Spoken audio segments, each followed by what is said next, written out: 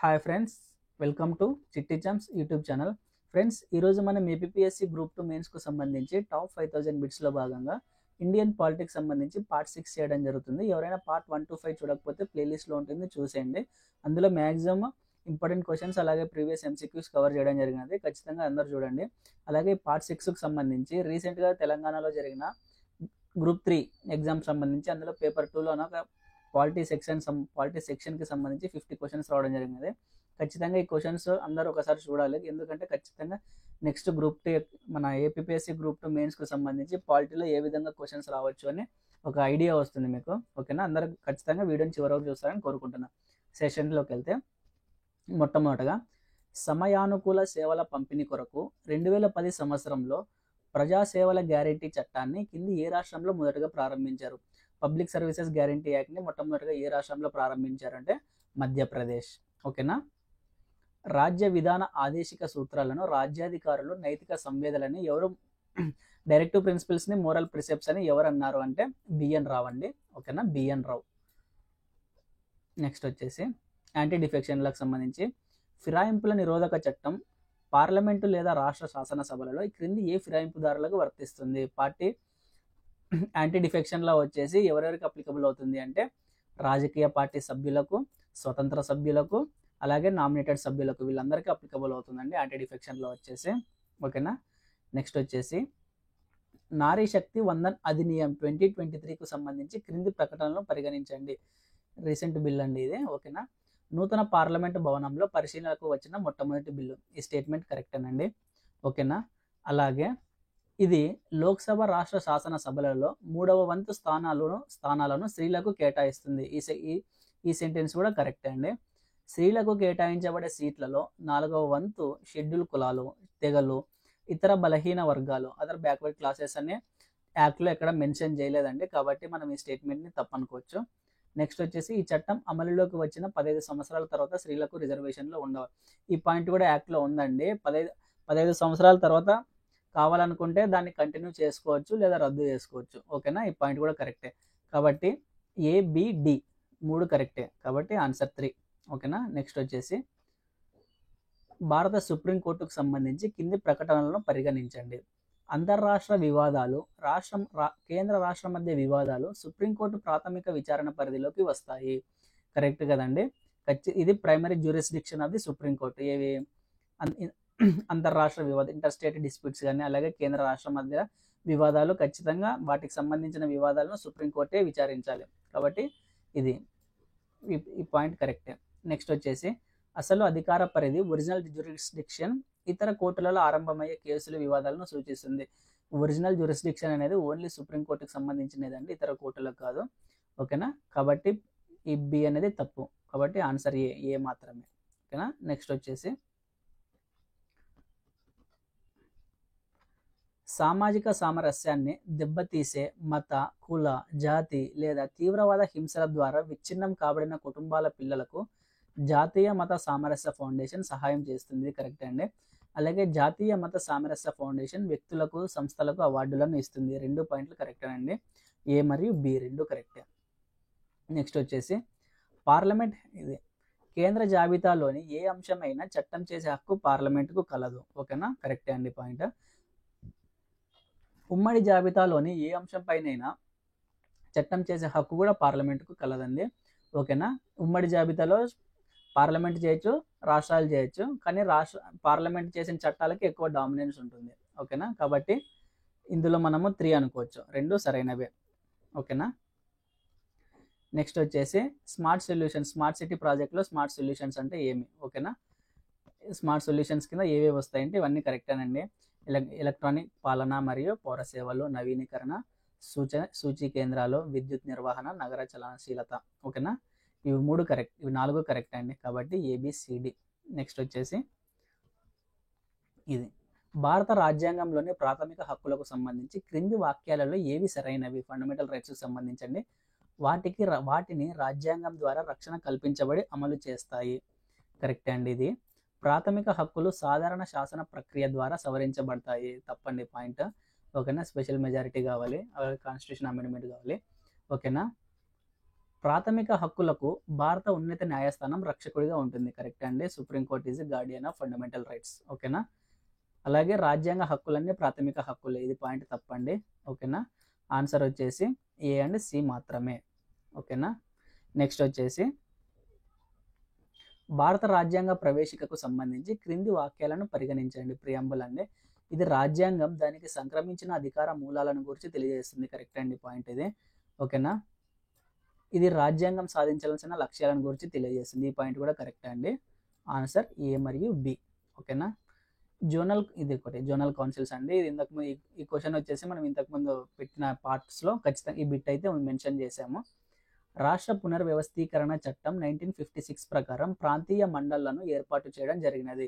Zonal కౌన్సిల్స్ని ఏ act ప్రకారం ఏర్పాటు చేయడం జరిగినదంటే గత వీడియోలో మనం డిస్కస్ చేసామండి.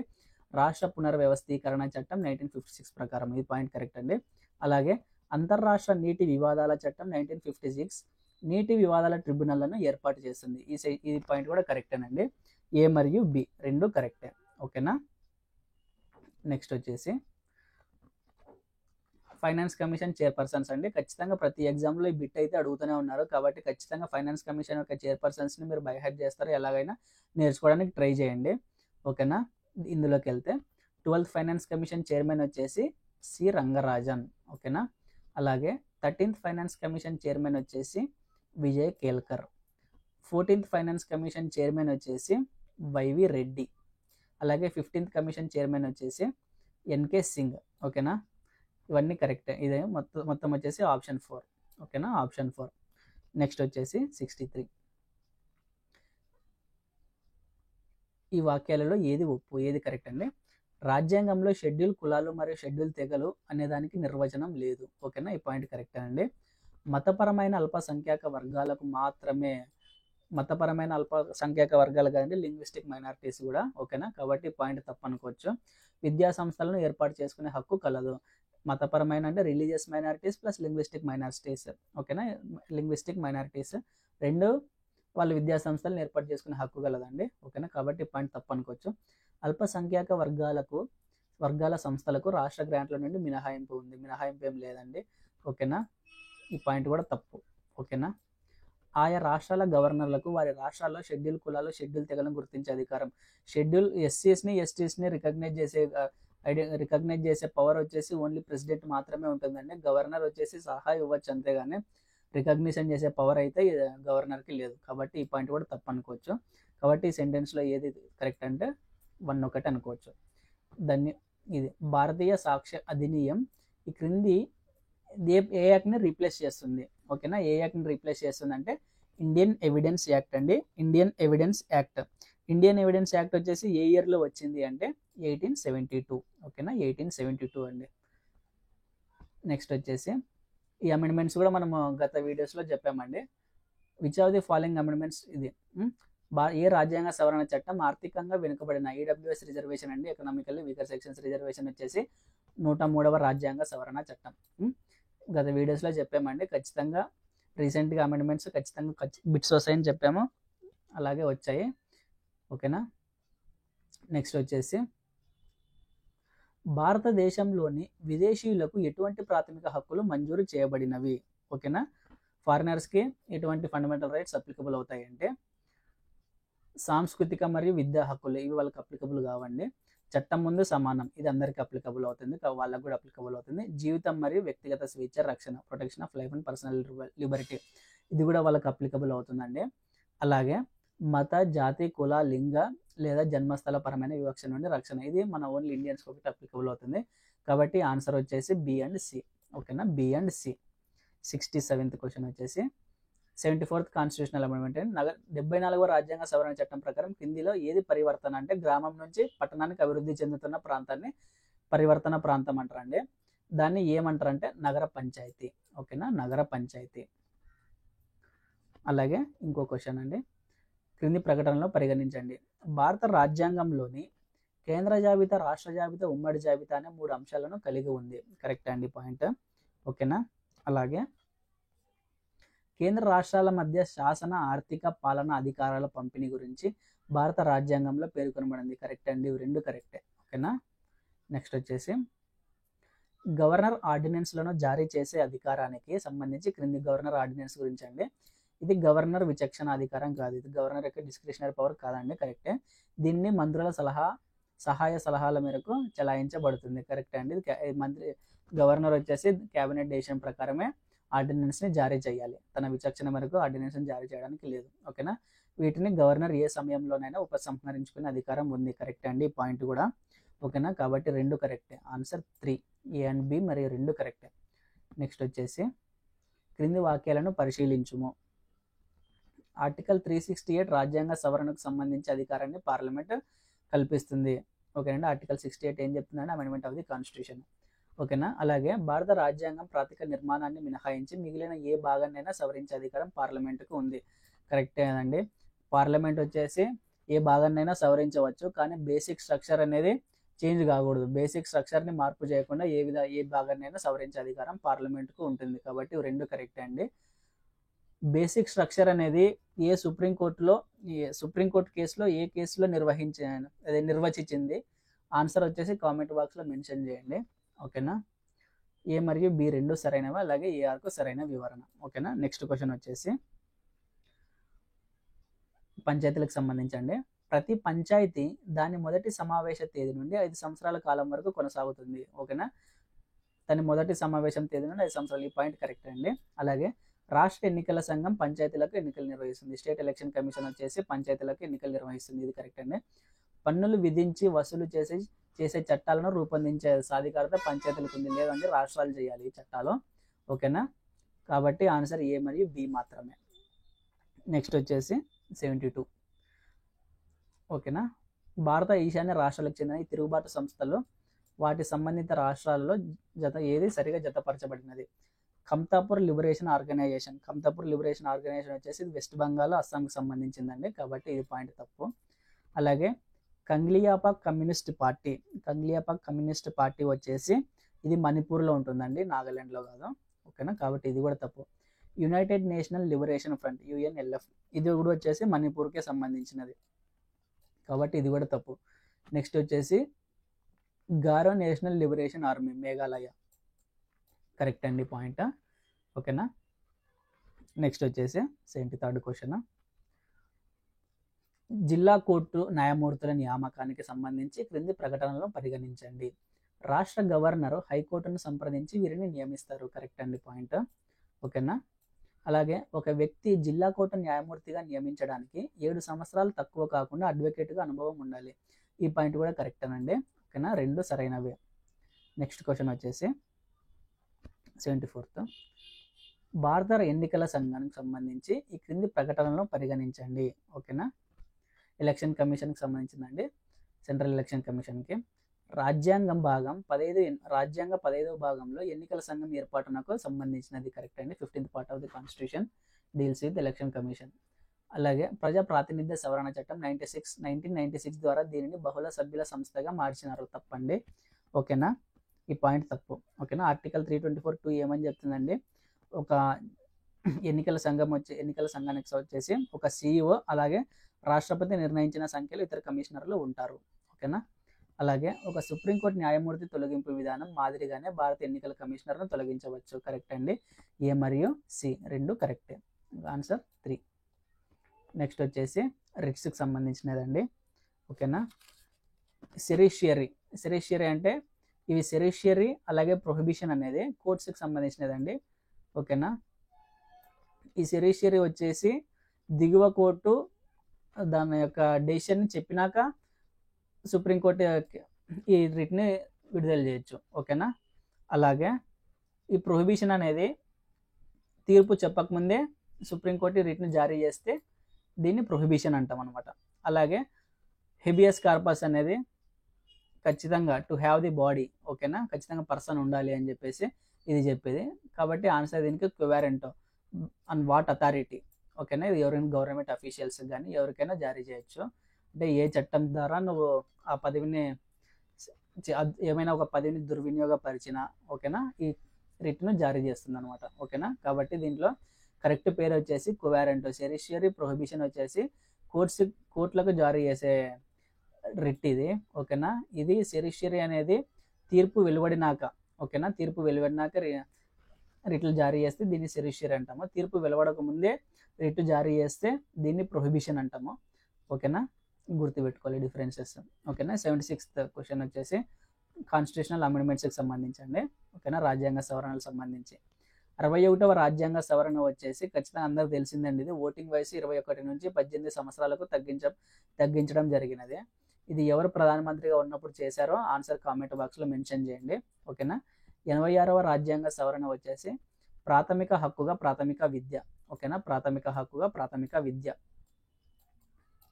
అలాగే 97వ రాజ్యాంగ సవరణ వచ్చేసి కోఆపరేటివ్ సొసైటీస్ అంటే సహకార సంఘాలకు రాజ్యాంగబద్ధ హోదా కల్పించడము. ఖచ్చితంగా ఇది కూడా ఇంపార్టెంట్ అండి. ఇది ఇంతకుముందు కూడా మనం బిట్స్లో మెన్షన్ చేయడం జరిగినది. అలాగే 101వ రాజ్యాంగ సవరణ చట్టం వచ్చేసి అందరికి తెలిసిందండి, జిఎస్టీ, వస్తు సేవల పన్ను. ఓకేనా. నెక్స్ట్ వచ్చేసి 77th క్వశ్చన్ అండి. భారత రాజ్యాంగం కేంద్రానికి అవశిష్ట అధికారాలను కల్పించింది. ఈ పద్ధతి కింద ఏ దేశం నుండి గ్రహించడం అయినది? ఓకేనా, అవశిష్ట అధికారాలు అండి, రెసిడ్యూరీ పవర్స్. ఓకేనా, రెసిడ్యూరీ పవర్స్ వచ్చేసి ఏ రాజ్యాంగం నుండి తీసుకోవడం జరిగింది, ఏ దేశం నుండి తీసుకోవడం జరిగిందంటే కెనడా అండి. ఓకేనా, union list, state list, concurrent లిస్ట్కి రాని అంశాలను రెసిడ్యూరీ లిస్ట్ అంటారండి. ఆ రెసిడ్యూరీ లిస్ట్ వచ్చేసి మొత్తం ఓన్లీ పార్లమెంట్కి చట్టాలు చేసే అధికారం ఉంటుంది. ఓకేనా, ఆ 3 అంశాల్లోకి రాని చట్టాలంతా రెసిడ్యూరీ లిస్ట్ అండ్ రెసిడ్యూరీ పవరే అంటారు. ఓకేనా. నెక్స్ట్ వచ్చేసి 78th question, right to freedom of speech and expression ఏ ఆర్టికల్ చెప్తుందండి? Article 19(1)(a). ఓకేనా, right to freedom of speech and expression. అలాగే ఇమ్యూనిటీ ఫ్రమ్ డబుల్ పర్సిక్యూషన్, వచ్చేసి ఈ ఆర్టికల్ చెప్తుందండి, article 20.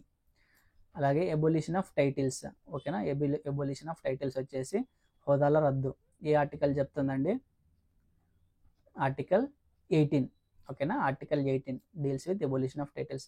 Right to free legal aid వచ్చేసి article 21 అండి, right to free legal aid. ఓకేనా, ఆర్టికల్ 21. భావ ప్రకటన స్వేచ్ఛ హక్కు వచ్చేసి ఆర్టికల్ 19(1)(a). అలాగే ఒకే తప్పుకు 2 శిక్షల నుండి రక్షణ వచ్చేసి ఆర్టికల్ 20. హోదాల రద్దు అని చెప్పేసి ఆర్టికల్ 18. ఉచిత న్యాయ సలహా హక్కు వచ్చేసి ఆర్టికల్ 21. ఓకేనా. నెక్స్ట్ వచ్చేసి నెక్స్ట్ క్వశ్చన్, భారత ఉన్నత న్యాయస్థానం సుప్రీంకోర్టుకు సంబంధించి ప్రకటనలు పరిగణించండి. ఇది రాజ్యాంగంలోని అన్ని అంశాల విషయంలో ఒక ప్రత్యేకమైన చివర వివరణకర్త. కరెక్ట్ అండి పాయింట్. ఓకేనా. అలాగే రాజ్యాంగంలో పొందుపరిచిన ఆదర్శాలను వాస్తవ రూపం దాల్చేటట్టు చేయడం దీని ప్రధాన విధి. అలాగే రాజ్యాంగ ప్రవేశికను తనకు తాను మార్చే అధికారం దీనికి కలదు. లేదండి ఇది. ఓకేనా. ఆదేశిక సూత్రాల అమలుకు సంబంధించి కూడా దీని విధిని విస్తరిస్తుంది. ఆదేశిక సూత్రాలకు సంబంధించి సుప్రీంకోర్టుకి ఏమి దాన్ని చెప్పే ఇది లేదు, రైట్ లేదండి. ఓకేనా, కాబట్టి ఈ పాయింట్ కూడా తప్పే. ఆన్సర్ వచ్చేసి ఏ మరియు బి. ఓకేనా, ఏ మరియు B. What is the composition of present chief election commission of India అండి? భారత ఎన్నికల సంఘం సంబంధించి అందులో ఎంతమంది, దాని యొక్క కూర్పు ఏ విధంగా ఉంటుందంటే ఒక చీఫ్ ఎలక్షన్ కమిషనర్ ఉంటారు, అలాగే 2 కమిషనర్లు ఉంటారండి. ఓకేనా. నెక్స్ట్ వచ్చేసి క్రింది వాటిలో ఏది భారత రాజ్యాంగంలోని ప్రకరణ 3కు సంబంధించినది కాదు? ఓకేనా, ఆర్టికల్ 3 అండి. ఆర్టికల్ 3 ఏ రాష్ట్ర ప్రాంతాన్నైనా తగ్గించడం, అలాగే ఏ రాష్ట్ర ప్రాంతాన్నైనా పెంచడం, అలాగే ఏ రాష్ట్ర పేరునైనా మార్చడం. ఓకేనా, అలాగే ఏ రాష్ట్రమైనా తనకు తానే రద్దుపరచుకోవడం. ఈ పాయింట్ లేదండి, ఏ స్టేట్ తనకు తానే రద్దుపరచుకోవడానికి రైట్ లేదు. కాబట్టి మనం దీంట్లో ఏమి ఇచ్చాడు, which of the following is not అన్నాడు. అంటే ఏ ఆర్టికల్ ఏ పార్ట్ లేదని చెప్పేసి అంటే డి లేదనుకోవచ్చు. కాబట్టి మనం ఆప్షన్ 2 పెట్టుకోవచ్చు. ఓకేనా. నెక్స్ట్ వచ్చేసి ప్రజా ప్రాతినిధ్య చట్టం 1951లోని క్రింది ఏ నియమం ప్రకారం రాజకీయ పార్టీల నమోదు చేయబడుతుంది? సెక్షన్ 29A అండి, section 29A. Which of the following are the methods of executive powers of the executive powers of the Lok Sabha? కార్యనిర్వాహక అధికారుల చలాయింపులో వాడే పద్ధతులు ఏవి లోక్సభకు సంబంధించి? ఓకేనా, కాలింగ్ అటెన్షన్ మోషన్, అలాగే ప్రశ్నలు మరియు సప్లిమెంటరీ ప్రశ్నలు, 0 అవర్ శూన్య గంట, అవిశ్వాస తీర్మానం. ఈ 0 అవర్ అనేది కాదండి. ఓకేనా, ABD. కాబట్టి 83 వచ్చేసి ఆన్సర్ 2 అనుకోవచ్చు. ఓకేనా. నెక్స్ట్ వచ్చేసి ఎన్నికలపై ఏది కాదు నోట నన్ ఆఫ్ ది అబోవ్కి సంబంధించి క్రింది ప్రకటనలో పరిగణించండి. ఓకేనా, నోటాకు సంబంధించింది. భారత ఉన్నత న్యాయస్థానం 2013లో నోటాకు సంబంధించి తీర్పును వెలువరించింది. ఓకేనా, అలాగే ఎన్నికలలో నోటాను ప్రవేశపెట్టడానికి భారత పార్లమెంట్ 2011లో చట్టం చేసింది. ఒకవేళ ఎన్నికలలో మిగతా అభ్యర్థుల కంటే నోటాకు అత్యధిక ఓట్లు పాల్పడినట్లయితే ఆ స్థానానికి తిరిగి ఎన్నిక నిర్వహించబడుతుంది. ఇది తప్పండి. ఓకేనా, అలాగే ఒక ప్రజా ప్రయోజన వాద్యం పబ్లిక్ ఇంట్రెస్ట్ లిటిగేషన్ బిల్ అండి నోటాను ప్రవేశపెట్టడానికి దారితీసింది. ఇది కూడా కరెక్ట్ అండి. ఓకేనా, ఇందులో మనం ఏ మరియు డి కరెక్ట్ అనుకోవచ్చు అండి. ఏ మరియు డి కరెక్ట్ అనుకోవచ్చు. ఓకేనా, ఏ మరియు డి కరెక్ట్ అనుకోవచ్చు. నెక్స్ట్ వచ్చేసి 85th క్వశ్చన్ అండి. ఇది ఖచ్చితంగా చూడండి, ఇంపార్టెంట్ ఇది. క్రింది ఇవ్వబడిన పంచాయతీరాజ్పై ఏర్పరిచిన కమిటీలలో ఏది వాటి కాలానుగుణంగా ఏర్పాటు చేయండి. GVK Rao committee, LM Singhvi committee, Ashok Mehta committee, EPK Thungon committee. మొట్టమొదటిగా అశోక్ మెహతా కమిటీ వచ్చేసి 1977 అండి. అశోక్ మెహతా కమిటీ వచ్చేసి 1977. అలాగే జీవికే రావు కమిటీ వచ్చేసి 1985. జీవికే రావు కమిటీ వచ్చేసి 1985. ఓకేనా, అలాగే ఎల్ఎం సింఘ్వి కమిటీ వచ్చేసి 86 అండి. ఎల్ఎం సింఘ్వి కమిటీ వచ్చేసి 86. తుంగన్ కమిటీ వచ్చేసి 88. తుంగన్ కమిటీ వచ్చేసి 88. కాబట్టి ఫస్ట్ వచ్చేసి అశోక్ మెహతా కమిటీ, అలాగే నెక్స్ట్ వచ్చేసి జీవికే రావు కమిటీ, నెక్స్ట్ వచ్చేసి ఎల్ఎం సింఘ్వి కమిటీ, నెక్స్ట్ వచ్చేసి ఈపీకే తుంగన్ కమిటీ. కాబట్టి ఇయర్స్ని బట్టి గుర్తుపెట్టుకోండి. ఇది కూడా ఇంపార్టెంట్ బిట్. మీరు నెక్స్ట్ గ్రూప్ 2 మెయిన్స్ ఎగ్జామ్స్లో ఇది బిట్ని ఎక్స్పెక్ట్ చేయొచ్చు. అలాంటి ఈ బిట్ అంటే ఇలాంటి బిట్ని ఎక్స్పెక్ట్ చేయొచ్చు. ఓకేనా, ఆ ఇయర్స్ అయితే కంపల్సరీగా గుర్తుపెట్టుకోవాలండి.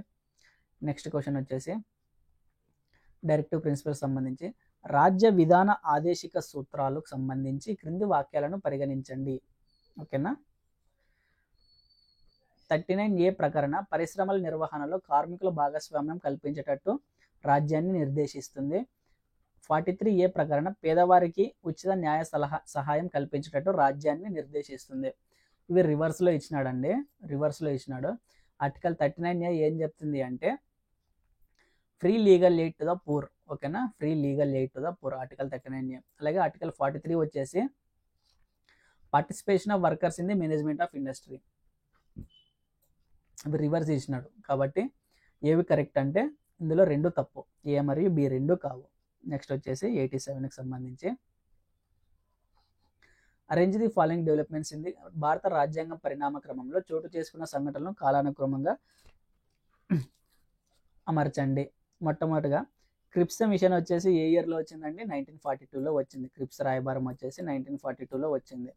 అలాగే భారత స్వాతంత్ర చట్టం వచ్చేసి ఎప్పుడు వచ్చిందండి? Indian independence act 1947 July something వచ్చిందండి. ఓకేనా, జూలై సంథింగ్ వచ్చింది.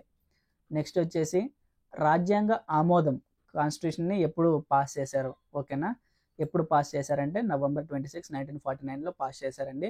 ఇంప్లిమెంటేషన్ వచ్చేసి January 26, 1950 నుంచి ఇంప్లిమెంట్ అయింది. ఓకేనా, అలాగే మౌంట్ బాటన్ ప్రణాళిక వచ్చేసి ఇది కూడా 1947 వచ్చిందండి. ఇది జూన్లో వచ్చింది. ఇది 1947 జూన్లో వచ్చింది మౌంట్ బాటన్ ప్రణాళిక. అలాగే భారత స్వాతంత్ర చట్టం వచ్చేసి ఇది జూలైలో వచ్చింది. కాబట్టి దీనికి కాలానుగుణంగా మార్చండి అంటే ఫస్ట్ వచ్చేసి క్రిప్స్ మిషన్, అలాగే మౌంట్ బాటన్ ప్రణాళిక, అలాగే భారత స్వాతంత్ర చట్టము, నెక్స్ట్ వచ్చేసి రాజ్యాంగ ఆమోదం. ఆన్సర్ 3. ఓకేనా, నెక్స్ట్ వచ్చేసి నీతి ఆయోగ్ సంబంధించి 2015లో నీతి ఆయోగ్కు ప్రణాళికా సంఘం స్థానంలో ఏర్పాటు చేశారు. కరెక్ట్ అండి పాయింట్.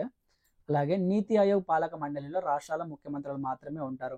నీతి ఆయోగ్ పాలక మండలిలో ముఖ్యమంత్రులు మాత్రమే కాదండి, అందులో వచ్చేసి పిఎం ఉంటాడు, అలాగే సీఎంస్ ఉంటారు, లెఫ్టినెంట్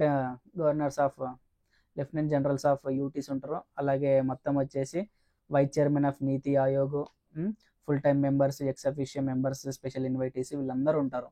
ఓకేనా, కాబట్టి ఆన్సర్ ఏ మాత్రమే కరెక్ట్. ఎంపీ బేస్బారువా కమిటీ నియామక సంబంధించి దేనికోసం వేశారంటే ఈ కమిటీని వచ్చేసి దేశంలోని ఇతర ప్రాంతాల్లో నివసిస్తున్న ఈశాన్య రాష్ట్రాల ప్రజలకు సంబంధించిందండి ఇది.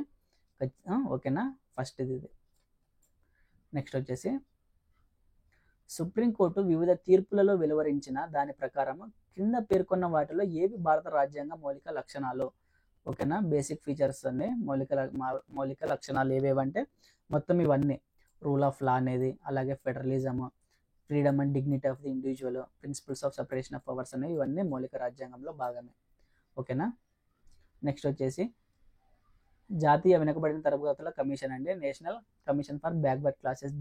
దేని ద్వారా రాజ్యాంగబద్ధ హోదా కల్పించబడినది?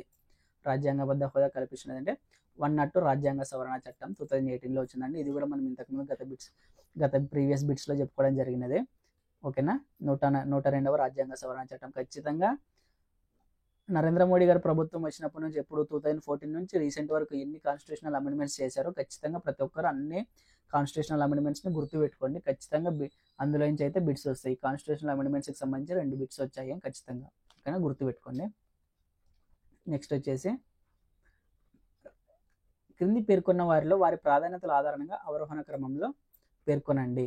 ఓకేనా. Order off rank and precedence అండి. మొట్టమొదటిగా వచ్చేసి ప్రెసిడెంట్ ఉంటారు, తర్వాత వైస్ ప్రెసిడెంట్ ఉంటారు, అలాగే తర్వాత వచ్చేసి ప్రైమ్ మినిస్టర్ ఉంటారు, తర్వాత వచ్చేసి ఫార్మర్ వైస్ ప్రెసిడెంట్ ఉంటారు, తర్వాత స్పీకర్ ఆఫ్ లోక్సభ అండి, అంటే ఇచ్చిన డేటా ప్రకారం. ఓకేనా. నెక్స్ట్ వచ్చేసి భారత రాజ్యాంగ సభా సమావేశాల నిర్వహణ మొత్తం కార్యాచరణలో అనుసరించిన పద్ధతులు క్రింది వానిలో ఏవి? ఓకేనా. క్రింది వానిలో ఏవి అంటే అభ్యంతరాల విషయంలో రహస్య ఓటింగ్ ఇది తప్పండి. ఓకేనా. సర్దుబాటు నియమం కరెక్ట్ అండి, అన్ని సర్దుబాటు నియమము. అలాగే సర్వసమ్మతితో కన్సెన్సస్ మెథడ్, సర్వసమ్మతితో నిర్దయీకరణ, అలాగే చాకచక్యమైన ఎంపిక మరియు దిద్దుబాటు. ఓకేనా. ఓకే, దీనికి ఆన్సర్ వచ్చేసి ఇది అండి, బీసీ మరియు డి. ఓకేనా, బీసీ మరియు డి. ఓకేనా, ఇది కరెక్ట్. లేదా ఇది 2 or 4 అండి, 2 or 4. ఓకేనా, 2 or 4. నెక్స్ట్ వచ్చేసి 94th క్వశ్చన్. 106వ రాజ్యాంగ సవరణకు సంబంధించి ఉమెన్ రిజర్వేషన్ బిల్ అండి, 106వ రాజ్యాంగ సవరణ బిల్. ఇది సామాజిక ఆర్థికంగా వెనుకబడిన తరగతుల వారిని గుర్తించడానికి ఆయా రాష్ట్రాల ప్రభుత్వాలు కేంద్రపాలిత ప్రాంతాలకు అధికారులు నిర్ధారించింది. తప్పండి పాయింట్. ఓకేనా. దీని ప్రకారం ఢిల్లీ శాసనసభలలో షెడ్యూల్ కులాలకు కేటాయించబడిన సీట్లలో 100/1 మహిళలకు కేటాయించవలసి ఉంటుంది. కరెక్ట్ అండి పాయింట్. అలాగే ఇది ప్రతి రాష్ట్ర శాసనసభలలో మహిళలకు సీట్ల రిజర్వేషన్ చేయడానికి అవకాశం కల్పించింది. ఈ చట్ట నియమ నిబంధనలు అన్ని నియోజకవర్గాల వారు పునర్విభజన తర్వాతనే వర్తిస్తాయి. కరెక్ట్ అండి, 3 పాయింట్లు కరెక్ట్. బి, సి మరియు డి. ఓకేనా, ఉమెన్ రిజర్వేషన్ బిల్ సంబంధించినవండి. నెక్స్ట్ క్వశ్చన్ వచ్చేసి ఈడబ్ల్యూఎస్ రిజర్వేషన్లకు సంబంధించి క్రింది ప్రకటనలను పరిగణించండి. ఓకేనా, ఈడబ్ల్యూఎస్ రిజర్వేషన్లు అండి. ఈడబ్ల్యూఎస్ కేటగిరీలో సరైన అభ్యర్థి లేని ఎడల ఖాళీలను తదుపరి నియామకములకు బ్యాక్లాగ్ వేకెన్సీగా చూపబడుతుంది. బ్యాక్లాగ్ వేకెన్సీ చూపడదండి, ఇది పాయింట్ తప్పండి. ఓకేనా. ఈడబ్ల్యూఎస్ కోటాలో ప్రయోజనం పొందే అభ్యర్థి సంవత్సరాల స్థూల ఆదాయం 8 లక్షలకు మించరాదు. పాయింట్ కరెక్ట్ అండి. ఓకేనా, ఆన్సర్ బి మాత్రమే. నెక్స్ట్ వచ్చేసి భారత ప్రభుత్వ గృహ మంత్రిత్వ శాఖలోని అంతర్గత భద్రతా విభాగం ద్వారా కింది ఏ చట్టాలు నిర్వచించబడతాయి? ఓకేనా, ఏ చట్టాలు నిర్వచించబడతాయి అంటే ఇందులో మొత్తం అండి. ఓకేనా, సిక్కు గురుద్వారా చట్టము, ఓకేనా, అలాగే పేలుడు పదార్థాల చట్టము, స్పెషల్ ప్రొటెక్షన్ గ్రూపు, ప్రార్థనా స్థలము 1991. ఓకేనా, ఇవన్నీ అప్లికబుల్ అవుతాయండి. ఆన్సర్ 1. నెక్స్ట్ వచ్చేసి క్రింది వాక్యాలను పరిగణించండి. భారతదేశ ఆదాయ వనరుల పూచీగా పెట్టి దేశం లోపల నుండి కానీ బయట నుండి కానీ అప్పులను తీసుకునే అపరిమిత అధికారాలు కేంద్రానికి కలవు. ఓకేనా, కరెక్ట్ అండి పాయింట్. ఓకేనా, రాష్ట్ర ఆదాయ వనరులను పూచిపెట్టి దేశం లోపల నుండి కానీ బయట నుండి కానీ అప్పులు తీసుకునే అపరిమిత అధికారం రాష్ట్రానికి కలదండి. స్టేట్స్ వచ్చేసి ఇంటర్నల్గా తీసుకోవచ్చండి, బయట నుంచి తీసుకోవాలంటే ఖచ్చితంగా పార్లమెంట్ అనుమతి కావాలి. ఓకేనా, కాబట్టి పాయింట్ అనేది తప్పు. ఓకేనా, ఏ మాత్రమే కరెక్ట్. యూనియన్ గవర్నమెంట్ పర్మిషన్ ఉండాలి, స్టేట్స్ వచ్చేసి బయట నుంచి అప్పులు తీసుకోవాలంటే. ఓకేనా. నెక్స్ట్ వచ్చేసి నేషనల్ హ్యూమన్ రైట్స్ కమిషన్ సంబంధించండి. మానవ హక్కుల రక్షణ చట్టం 1993 ప్రకారం జాతీయ మానవ హక్కుల సంఘాన్ని ఏర్పాటు చేశారు. కరెక్ట్ అండి పాయింట్. అలాగే ఐక్యరాజ్య సమితి భద్రతా మండలి తీర్మానం మేరకు జాతీయ మానవ హక్కుల సంఘం ఏర్పాటు చేయబడినది. ఇది కూడా కరెక్ట్ అండి, ఏ మరియు బి రెండు కరెక్టే. నెక్స్ట్ వచ్చేసి ఈ క్రింది వాటిలో ఏది భారత ప్రభుత్వ చట్టం 1935లో పొందుపరిచిన విధులలో భాగం కాదు? 1935 యాక్ట్ ప్రకారం అండి. అందులో ఫెడరల్ లిస్ట్ ఉంటుంది, ప్రొవిన్షియల్ లిస్ట్ ఉంటుంది, కాన్కరెంట్ లిస్ట్ ఉంటుందండి. యూనియన్ లిస్ట్ అనేది అందులో ఉండదు. ఓకేనా. నెక్స్ట్ వచ్చేసి ఈ క్రింది వాటిలో రాజ్యాంగబద్ధ హోదా కలిగిన ఏ సంస్థ కేంద్ర రాష్ట్రాల మధ్య ఆర్థిక వనరుల పంపిణీకి సిఫార్సు చేస్తుంది? అందరికీ తెలిసిందండి, finance commission. Finance commission article ఏ ఆర్టికల్ చెప్తుందండి ఫైనాన్స్ కమిషన్ సంబంధించి ఆన్సర్ కామెంట్ బాక్స్లో మెన్షన్ చేయండి. ఓకేనా. ఇవి ఫ్రెండ్స్ మన రీసెంట్గా జరిగిన టీఎస్పీఎస్సీ గ్రూప్ 3లో పాలిటీ క్వశ్చన్స్ ఏ విధంగా అడిగారో. ఈ వీడియో మొత్తం చూస్తే మీకు ఒక ఐడియా వస్తుంది. నెక్స్ట్ మన polity main group 2 APSC exam సంబంధించి పాలిటీ ఏ విధంగా క్వశ్చన్స్ వస్తాయని చెప్పేసి. ఓకేనా. అలాగే నెక్స్ట్ కూడా ఎకానమీ అలాగే హిస్టరీకి సంబంధించి కూడా బిట్స్ చేస్తాము. అందరూ ఛానల్ని సబ్స్క్రైబ్ చేయండి. అలాగే ఏవైనా ఇందులో నేను ఏమైనా క్వశ్చన్స్ ఆన్సర్స్ తప్పు చేసి ఉంటే ఆన్సర్ కామెంట్ బాక్స్లో మెన్షన్ చేయండి. మీ అభిప్రాయాలను కామెంట్ బాక్స్లో తెలియజేయండి. ఓకేనా. తదనుగుణంగా నేను కూడా కరెక్ట్ చేసుకోవడం జరుగుతుంది. ఓకేనా. ఇది ఫ్రెండ్స్, థ్యాంక్ యూ. దయచేసి అందరు వీడియోని లైక్ చేయండి, షేర్ చేయండి, అలాగే సబ్స్క్రైబ్ చేయండి. Thank you.